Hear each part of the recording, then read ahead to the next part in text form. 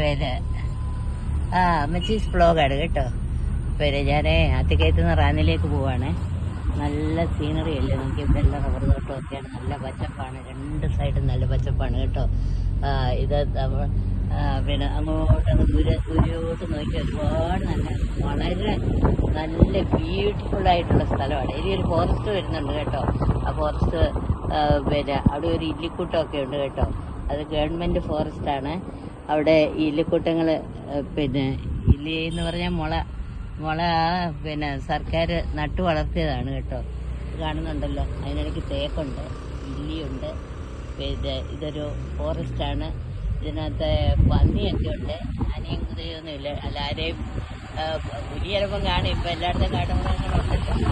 പിന്നെ നല്ല സീനറി അല്ലേ. പിന്നെ അതപ്പം നോക്കിയേ, മുളങ്കാടുകൾ. ഇപ്പം മുളയ്ക്കൊക്കെ നല്ല വിലയുണ്ടായിരുന്നു കേട്ടോ. ഇപ്പം കോൺക്രീറ്റിനൊക്കെ ഒരുപാട് ഉപയോഗിച്ചുകൊണ്ടിരുന്ന, ഇപ്പം കോൺക്രീറ്റുകാർക്കൊന്നും ഇതിൻ്റെ ആവശ്യമില്ല. അതുകൊണ്ട് ഇതിനിപ്പം വിലയൊന്നും ഇല്ല. നട്ടു വളർത്തി ഇതിപ്പം അല്ലെങ്കിൽ നല്ല വില കിട്ടേണ്ടതാണിത്. ഇപ്പം സർക്കാരൊന്നും ചെയ്യുന്നില്ല. പിന്നെ ഇത് കണ്ടോ, തേക്കാണ്. എനിക്ക് തോന്നുന്നത് ഒത്തിരി വർഷമായതാണെന്നാണ് എനിക്ക് തോന്നുന്നത്. തേക്കൊന്നും വലിയ വളർച്ചയില്ല എങ്കിലും ഒരു 30-35 വർഷമെങ്കിലും ആയ തേക്കൻകാടാണെന്നാണ് എനിക്ക് തോന്നുന്നത്.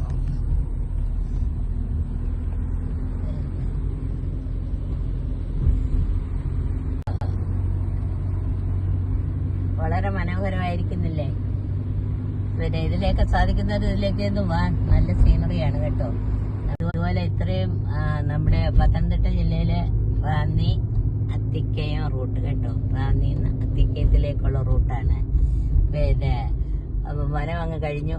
ഇനിയിപ്പോൾ ആളുകളൊക്കെ താമസിക്കുന്ന സ്ഥലമാണ്. എങ്കിലും അതും നല്ല ബ്യൂട്ടിഫുൾ ആണ്. നല്ല തിക്കിലി പിന്നെ പ്ലാന്റ്സ് ഇങ്ങനെ വളർന്നു നിൽക്കുന്നതാണ്. നല്ല മനോഹരമാണ്. പിന്നെ ഇവിടെയും പിന്നെ നല്ല കൃഷിയൊക്കെ നന്നായിട്ടുണ്ട്. പിന്നെ ഇവിടെ വീടുകൾ കുറവാണ്, ടൗൺ അല്ല. ഇനിയിപ്പം ടൗണിലേക്ക് റാന്നി ചെല്ലുമ്പോഴാണ് ടൗൺ ഏരിയ. ഇതിപ്പം വില്ലേജ് ഏരിയ ആണ്. എങ്കിലും വളരെ പിന്നെ ഇവിടെ ഒക്കെ ഇത് കാണുന്നുണ്ടോ, റംബൂട്ടാൻ വലയിട്ട് നിർത്തിയേക്കുന്ന കാണുന്നുണ്ടോ. അതേലിപ്പം നിറച്ച് നിൽപ്പുണ്ട്. ഇവിടെയൊക്കെ റംബൂട്ടാനൊക്കെ ചില സ്ഥലങ്ങളിലെല്ലാം വ്യാപകമായിട്ടുണ്ട്. അതിൻ്റെ സീസണാണ്. പിന്നെ ഇവിടുത്തെ ആളുകളെല്ലാം അധികം റബ്ബറാണ്. ഇപ്പം റബ്ബറിന് വലിയ ആദായമൊന്നുമില്ല. പണ്ട് ഒരു 1/2 ഏക്കർ റബ്ബർ ഉണ്ടെങ്കിൽ ഒരു കുടുംബം കഴിഞ്ഞു പോകുമായിരുന്നു. ഇന്നിപ്പോൾ ഏക്കറുകളുണ്ടെങ്കിലും വലിയ വരുമാനമൊന്നുമില്ല. കാരണം തൊഴിലാളികൾക്ക് കൊടുക്കണം. അതെല്ലാം വെച്ച് നോക്കുമ്പോൾ ഇന്ന് റബ്ബറിന് വലിയ ആദായമൊന്നുമില്ല. പിന്നെ ഒരു വീട് അതുകൊണ്ടൊക്കെ കഴിഞ്ഞു പോകാം എന്നുള്ളതേ ഉള്ളൂ. മറ്റേ ഒരു ഏക്കർ 2 ഏക്കർ റബ്ബറുള്ളത് നല്ല. പിന്നെ ഇത് കാണുന്നുണ്ടോ, ഒരു പാറക്കെട്ടാണ് കേട്ടോ. ആരോ പോലെ ഇതിൻ്റെ പേരെന്നറിയില്ല കേട്ടോ. ആ പാറക്കെട്ടൊക്കെ പിന്നെ അത് കഴിഞ്ഞ് ഇനിയിപ്പം വീടുകളൊക്കെ ആയി കേട്ടോ. ഇനിയിപ്പോൾ ഇവിടെയൊക്കെ നല്ല നല്ല വീടുകളൊക്കെ 2 സൈഡിലും ഉണ്ട്. പിന്നെ എന്തായാലും ഇതിലെ ഒന്ന് പോകാൻ ഈ വിദേശികളൊക്കെയാണ് അവർക്ക് ഒത്തിരി ഇഷ്ടപ്പെടുമെന്നാണ് എൻ്റെ വിശ്വാസം. പിന്നെ വടക്കേ ഇന്ത്യ, നോർത്ത് ഇന്ത്യൻസിനൊക്കെ ആണെങ്കിലും, പിന്നെ നമ്മുടെ നാട്ടിൽ തന്നെ പിന്നെ അധികം ഇങ്ങനെ ഫോറസ്റ്റ് ഏരിയ ഇല്ലാത്തടത്തൊക്കെ ഇപ്പം റാന്നി പത്തനംതിട്ടയാണല്ലോ ഏറ്റവും കൂടുതൽ ഫോറസ്റ്റ് ഉള്ളത്. എനിക്ക് തോന്നുന്നു പത്തനംതിട്ട ജില്ലയാണെന്നാണ് തോന്നുന്നത്. ഒന്നാം സ്ഥാനം പത്തനംതിട്ടയ്ക്ക് തന്നെയാണ്. ഇതൊരു ചെറിയ ഫോറസ്റ്റ് തന്നെ ഉള്ളു കേട്ടോ. പിന്നെ കിഴക്കോട്ടൊക്കെ ഫോറസ്റ്റ് കാണും. പിന്നെ ഇതിന്റെ ലെഫ്റ്റ് സൈഡ് അങ്ങോട്ട് മാറി നല്ല വലിയ ഫോറസ്റ്റ് ഉണ്ടായിരുന്നു. എൻ്റെ വീട് അതിനടുത്തായിരുന്നു കേട്ടോ.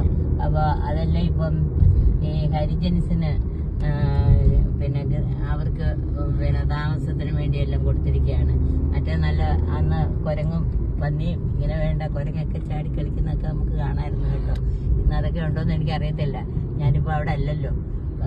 പിന്നെ എന്തായാലും ഈ ഏരിയയൊക്കെ കാണാൻ കഴിയുന്നവർക്കൊക്കെ ഒന്ന് വിസിറ്റ് ചെയ്യാൻ കഴിയുന്നവർക്കൊക്കെ നല്ലതാണ്. പ്രത്യേകിച്ച് ആലപ്പുഴ ജില്ലയിലൊന്നും ഇങ്ങനെയുള്ള സ്ഥലങ്ങളൊന്നും ഇല്ലല്ലോ. പ്രത്യേകിച്ച് ഞാൻ ചേർത്തല സൈഡാണ്.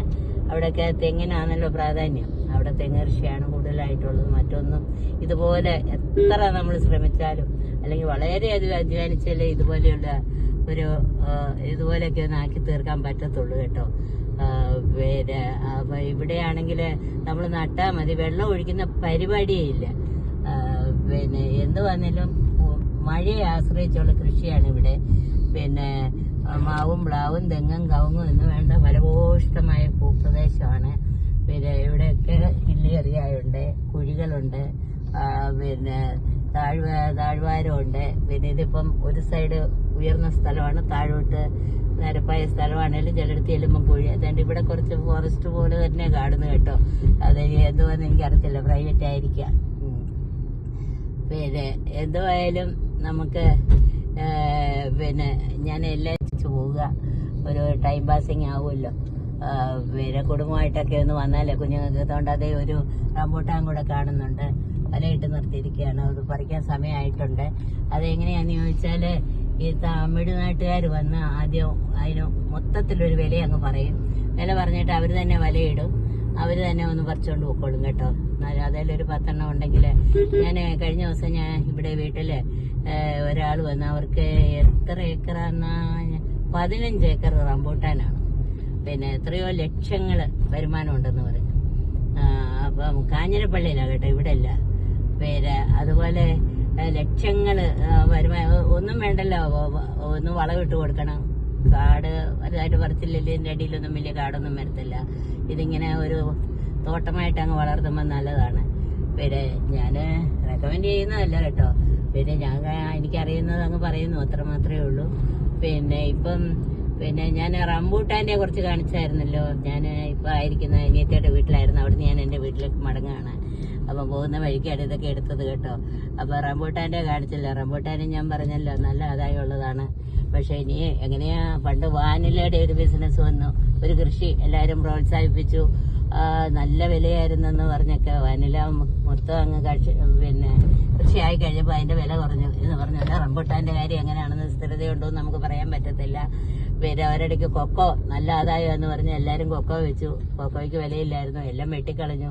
ഇപ്പം കൊക്കോയ്ക്ക് നല്ല ഡിമാൻഡാണ് കേട്ടോ. എൻ്റെ വീട്ടിൽ രണ്ട് മൂടുണ്ട് കേട്ടോ, എൻ്റെ അത്യാവശ്യത്തിനുള്ളതൊക്കെ കിട്ടും. അപ്പോൾ അങ്ങനെ റാന്നിയിൽ ഇങ്ങനെ സിറ്റിയിൽ ആകാനായി. പിന്നെ ഇവിടുന്ന് അങ്ങോട്ട് റൈറ്റിലോട്ട് പോയാൽ കോട്ടയത്തുള്ള വഴിയാണ്. പിന്നെ കോട്ടയമൊക്കെ പോകാം, കോട്ടയം എരുമേലി അങ്ങനെ പല സ്ഥലങ്ങളിലേക്ക് അങ്ങനെ പോകാം. പിന്നെ ഇനിയിപ്പം റാന്നി ഇട്ടിപ്പാറയെന്ന് പറയും, അതിൻ്റെ ഒരു കേന്ദ്രമാണ്, അവിടോട്ട് വരികയാണ്. അപ്പം ഇതൊക്കെ ഇട്ടിപ്പാറയുടെ ഓരോ ഭാഗങ്ങളാണ്. പിന്നെ അങ്ങനെ അപ്പം തൽക്കാലം ഇട്ടിപ്പാറ ടൗണിൽ ചെല്ലുമ്പം ചെല്ലാനായി. പിന്നെ ഇനി അവിടുന്ന് എനിക്ക് അങ്ങ് ആലപ്പുഴയ്ക്ക് പോകണം. അത് ഞാൻ ചോദിച്ചില്ല ഇതുവഴിയാണ് പോകുന്നതെന്ന് കേട്ടോ. ഒതേ ചങ്ങനാശ്ശേരി വഴി പോകും, അതല്ലെങ്കിൽ വേറൊരു റൂട്ടുണ്ട് വെണ്ണിക്കുളം വഴി. പിന്നെ അങ്ങനെ തിരുവല്ലായി ചെന്നിട്ട് അങ്ങനെ ചങ്ങനാശ്ശേരി ചെന്ന് ആലപ്പുഴയ്ക്ക് പോകാനാണ്. അപ്പോൾ അവിടെ ചെന്നിട്ട് പിന്നെ അപ്പോൾ ഒരു 2 മണിക്കൂറെങ്കിലും യാത്രയുണ്ടാകും ഇവിടുന്ന് കേട്ടോ. ചേർത്തല എത്താനായിട്ട് പോരാ. അപ്പം കണ്ടല്ലോ, ഇത് റാന്നി ഇട്ടിപ്പാറ അവിടെ ഒക്കെ ആയെന്ന് തോന്നുന്നു. പിന്നെ അപ്പം ഓക്കെ, വാച്ച് ചെയ്തതിന് നന്ദി. അമ്മച്ചീസ് വ്ളോഗിലേക്ക് സ്വാഗതം. എല്ലാവർക്കും ഗുഡ് മോർണിംഗ്. ഞാൻ എൻ്റെ ഒരു 5 ദിവസം രാവിലെ 5 AM ഒന്ന് എടുക്കാവുന്ന കരുതിയായിരുന്നു. അപ്പോൾ ഇപ്പോൾ 5:30 കേട്ടോ, ക്ഷമിച്ചേക്കുക. 5:30 തന്നെ തുടങ്ങിയതാണ്. പിന്നെ കഴിഞ്ഞ ചൊവ്വാഴ്ച 5:30 ഞാൻ റാന്നിയിൽ കണ്ണമ്പള്ളി എന്ന പ്രദേശത്താണ്. ഞാൻ വ്ളോഗിൽ പരാമർശിച്ചിരുന്നത് എൻ്റെ അനിയത്തിയുടെ വീട്ടിലാണ്. അപ്പോൾ അവിടുന്ന് പോരുന്ന വഴിക്ക് അത്തിക്കയം റാന്നി റൂട്ടിൽ ഒരു ചെറിയ ഗവൺമെൻറ് ഫോറസ്റ്റ് ഉണ്ട്. ഞാൻ അതിൻ്റെ ഒരു സീനറി എടുത്തിട്ടുണ്ട്, അത് ഇതിനോട് അറ്റാച്ച് ചെയ്യുന്ന. പിന്നെ അത് കഴിഞ്ഞ് അന്ന് ഞാൻ ആലപ്പുഴ ഞാൻ താമസിക്കുന്ന കഞ്ഞിക്കുഴിയിലോട്ട് മടങ്ങി വന്നു. അങ്ങനെ കഞ്ഞിക്കുഴിയിൽ നിന്ന് രാവിലെ 5 മണിക്ക് അന്ന് കഞ്ഞിക്കുഴിയിലാണ്. അത് കഴിഞ്ഞ് ഇന്നലെ 5 മണിക്ക്, അതായത് അപ്പം ചൊവ്വ ബുധൻ കഴിഞ്ഞ് വ്യാഴാഴ്ച 5 മണിക്ക് ഞാൻ ആലപ്പുഴ നിന്ന് മദ്രാസിനുള്ള സൂപ്പർഫാസ്റ്റ് ട്രെയിനിലാണ്. ഇന്ന് 5 മണിക്ക് ഞാൻ ഇവിടെയായിരിക്കും. ഇതെവിടെയാണെന്ന് നിങ്ങൾക്ക് ആർക്കെങ്കിലും ഒന്ന് ഗസ് ചെയ്യാമോ? ഏതായാലും ചെന്നൈയിലാണെന്ന് മനസ്സിലായി, മദ്രാസ് മേലിനായിരുന്നല്ലോ. ഞാൻ പെരമ്പൂർ ഇറങ്ങി. ഇത് പെരമ്പൂറുള്ള ഒരു ചെറിയ പോണ്ടാണ്. ഇതിന് ചുറ്റും ധാരാളം ആളുകൾ നടക്കുന്നുണ്ട്. അതിൻ്റെ കൂടെ ഞങ്ങളുടെ ഇടയിൽ പശു ഒക്കെ ഉണ്ടായിരുന്നു. പശുവൊക്കെ അങ്ങ് പോയി കേട്ടോ. പശുവും പട്ടിയെല്ലാം ഉണ്ട് ഇവിടെ. മനുഷ്യൻ നടക്കാൻ കുറേ പേര് ഉണ്ട്. പിന്നെ ഞാനും ഇതിലേക്കിടെ നടക്കുകയാണ്. ഇത് കണ്ടല്ലോ ഇപ്പോൾ ഉണ്ട്. ഇത് മനുഷ്യർക്ക് നടക്കാൻ വേണ്ടി ഇവിടെ ഒരു നടപ്പാതയുണ്ട്. അപ്പം ഇവിടെ സിറ്റിയല്ലേ, മനുഷ്യന് നടക്കാനുള്ള സൗകര്യങ്ങളൊക്കെ കുറവല്ലേ, എല്ലാവരും വണ്ടിയുള്ളവരും വണ്ടിയിലൊക്കെയാണല്ലോ യാത്ര. അപ്പം രാവിലെ കുറേ ആളുകൾ നടക്കുന്നുണ്ട്, കാണുന്നുണ്ടോയെന്നറിയില്ല. കുറച്ച് പേര് ഞങ്ങളുടെ ബാക്കിലുണ്ട്, കുറച്ച് പേര് ഞങ്ങളുടെ ഫ്രണ്ടിലായിട്ടുമുണ്ട്. അങ്ങേ സൈഡിൽ കൂടി നടക്കുന്നുണ്ട്. ധാരാളം ആളുകൾ ഇതിലെ നടക്കുന്നുണ്ട്, കാണുന്നുണ്ടല്ലോ. പിന്നെ ഇതിലേക്ക് എല്ലാവരും ഇപ്പം പോണ്ടെല്ലാവരും കാണുന്നുണ്ടല്ലോ. പിന്നെ കാക്കയൊക്കെ പറന്ന് വരുന്നുണ്ട്. ഇപ്പോൾ ഒരു പശുക്കൂട്ടം ഉണ്ടായിരുന്നു, ഞങ്ങളുടെ കൂട്ടത്തിൽ പെട്ടുപോയി കേട്ടോ. ഞാനത് പേടിച്ചു പോയി കേട്ടോ. പിന്നെ അപ്പുറത്ത് 2 പട്ടിയൊക്കെ കിടപ്പുണ്ട്. പിന്നെ ഇവിടെ കുറേ ബിൽഡിങ്ങുകളുണ്ട്. ഞങ്ങൾ താമസിക്കുന്ന ബിൽഡിങ്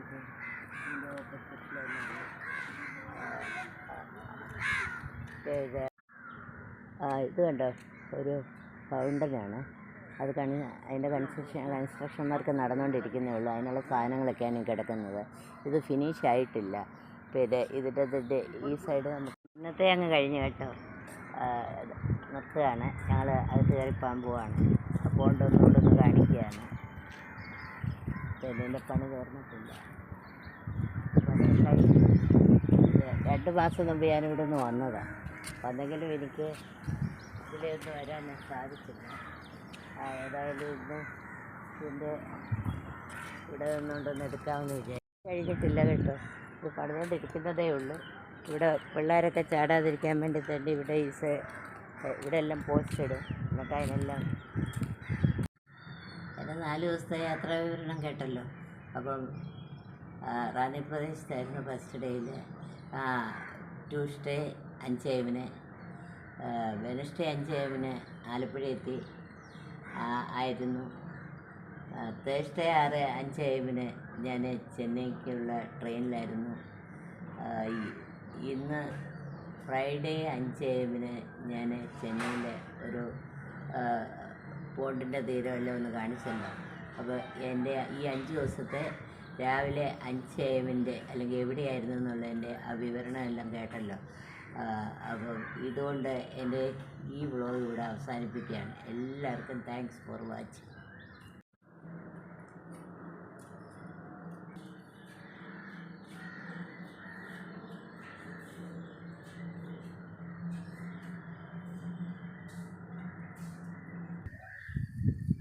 അപ്പോഴേ ഞങ്ങൾ താമസിക്കുന്ന വീടിൻ്റെ ടെറസിന് മുകളിൽ വന്നു. അപ്പോൾ അവിടെ നിന്നുകൊണ്ട് ആ ചെന്നൈ പട്ടണം ഒന്ന് കാണിക്കാമെന്ന് കരുതിയാണ്. അപ്പോൾ ഇവിടെ നിന്ന് നോക്കിയാലുള്ള വ്യൂ ആണ് ആ കാണുന്നത് കേട്ടോ. അതിനിടയ്ക്ക് ആ പോണ്ടും ഒന്ന് കാണിക്കാം, അതിൻ്റെ ഒരു ഏരിയൽ വ്യൂ ഒന്ന് കണ്ടു. ആ പോണ്ടിൻ്റെ ശരിക്ക് കാണുന്നുണ്ടല്ലോ എല്ലാവരും. അതിൻ്റെ ഒരു ഏരിയൽ വ്യൂ ഇവിടെ വന്നെടുക്കുമ്പോൾ നന്നായി കിട്ടും. മറ്റേ നമുക്ക് അത്രയും കിട്ടിയില്ല. അപ്പോൾ ഒത്തിരി ആളുകൾ നടക്കുന്നുണ്ട്, കുറേ പേര് അവിടെ എക്സർസൈസ് ചെയ്യുന്നുണ്ട്. അങ്ങനെ ഒരു സുപ്രഭാതം ജനത്തിൻ്റേത് കാണിക്കുകയാണ്.